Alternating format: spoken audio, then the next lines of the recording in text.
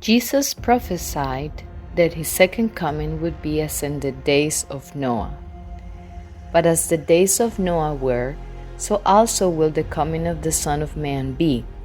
For as in the days that were before the flood, they were eating and drinking, marrying and giving in marriage, until the day that Noah entered into the ark. How is the second coming of Christ as the days of Noah? Why would Jesus specifically mention marrying and giving in marriage as a description of that time? Could it be that he's drawing the attention to a desecration of the marriage relationship?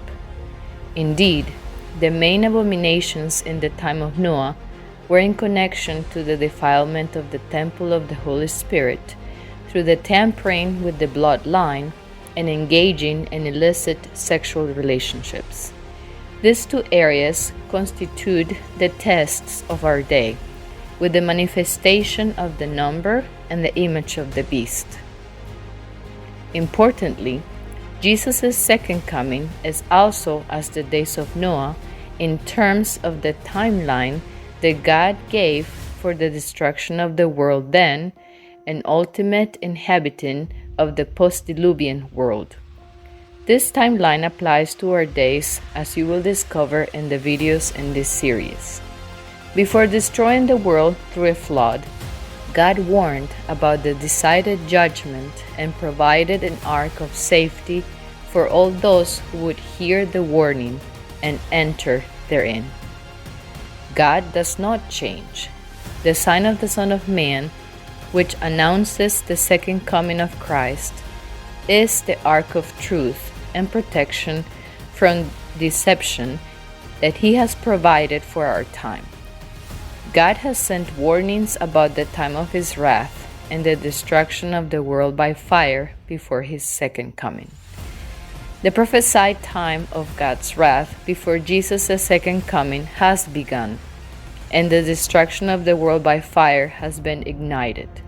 On June 21, the sign of the Son of Man was activated by the great light of the sun and Orion's hand, acting as a beacon of God's wrath. This sign signified what the prophecy of Revelation 8:5 declares.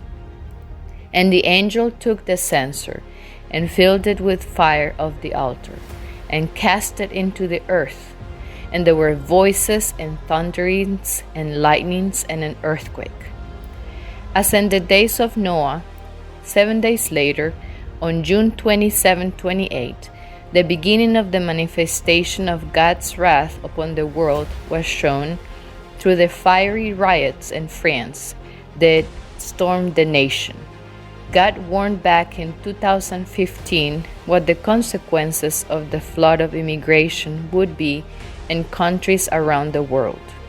There are Trojan horses in the nations of the world. The unrestrained rioters are the evil beasts that the Bible speaks about as one of the punishments from God. So will I send upon you famine and evil beasts, and they shall bereave thee, and pestilence and blood shall pass through thee, and I will bring the sword upon thee. I, the Lord, have spoken it.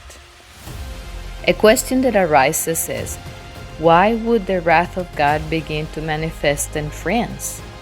France is a nation that declared itself independent from the law of God and embraced human rights instead. France is the only nation in the world concerning which the authentic record survives that as a nation she lifted her hand in open rebellion against the author of the universe. Plenty of blasphemers, plenty of infidels there have been and still continue to be in England, Germany, Spain, and elsewhere. But France stands fast apart in the world's history as the single state which, by the decree of her legislative assembly, pronounced that there was no God, and of which the entire population of the capital and a vast majority elsewhere, women as well as men, danced and sang with joy in accepting the announcement.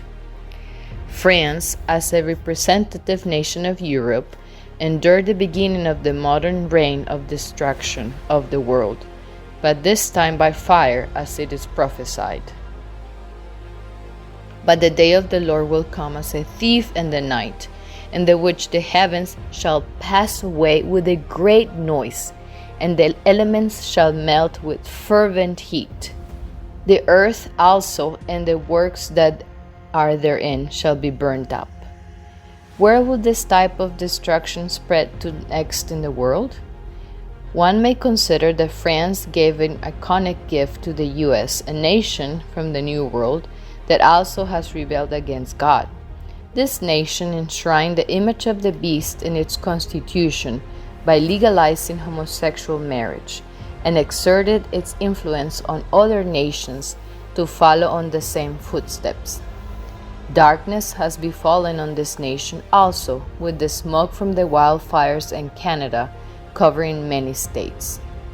The Bible tells us that the day of the Lord comes as a thief in the night, but only to those who are in darkness, not watching. But ye, brethren, are not in darkness, that day should overtake you as a thief. Ye are all the children of light, and the children of the day. We are not of the night, nor of darkness. Therefore let us not sleep, as do others, but let us watch and be sober. The sign of the Son of Man contains the oil for the lamps of the wise virgins watching.